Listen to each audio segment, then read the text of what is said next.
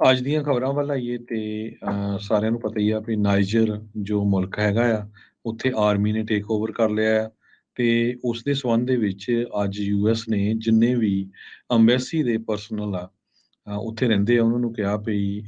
ਵਾਪਸ ਯੂਐਸਏ ਦੇ ਵਿੱਚ ਲੈ ਕੇ ਉਹ ਆ ਰਹੇ ਆ ਸਪੈਸ਼ਲ ਫਲਾਈਟ ਦੇ ਰਾਹੀਂ ਮਿਲਟਰੀ 에ਅਰਕ੍ਰਾਫਟ ਆਲਰੇਡੀ ਪਹੁੰਚ ਚੁੱਕਾ ਹੈਗਾ। ਯੂਐਸ ਦੀ ਗਵਰਨਮੈਂਟ ਨੇ ਸਾਰੇ ਹੀ ਯੂਐਸ ਅੰਬੈਸੀ ਦੇ EMPLOYEES ਤੇ ਹੋਰ ਜੋ ਲੋਕ ਅਮਰੀਕਨ ਫਸੇ ਹੋਏ ਆ ਉਹਨਾਂ ਨੂੰ ਕਿਹਾ ਆ ਵੀ ਇਮੀਡੀਏਟਲੀ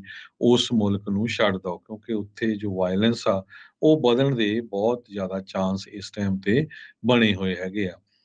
ਟਿਪੀਕਲੀ ਕਹਿੰਦੇ ਪਈ ਜੋ ਅਮਰੀਕਨ ਸਿਟੀਜ਼ਨਸ ਹੁੰਦੇ ਆ ਉਹਨਾਂ ਦੀ ਜਿਹੜਾ ਡਾਟਾ ਆ ਅੰਬੈਸੀ ਦੇ ਕੋਲ ਹੁੰਦਾ ਕਿੰਨੇ ਕੁ ਉੱਥੇ ਵਿਜ਼ਿਟ ਕਰ ਰਹੇ ਹੈਗੇ ਆ ਪਰ ਸਟਿਲ ਅਗਰ ਜੇ ਕਿਸੇ ਦੇ ਕੰਟੈਕਟ 'ਚ ਨਹੀਂ ਤੇ ਉਹਨਾਂ ਨੂੰ ਅੰਬੈਸੀ ਦੇ ਸਟਾਫ ਨਾਲ ਮਿਲ ਕੇ ਇਮੀਡੀਏਟਲੀ ਆਊਟ ਉੱਥੋਂ ਹੋਣਾ ਪਊਗਾ।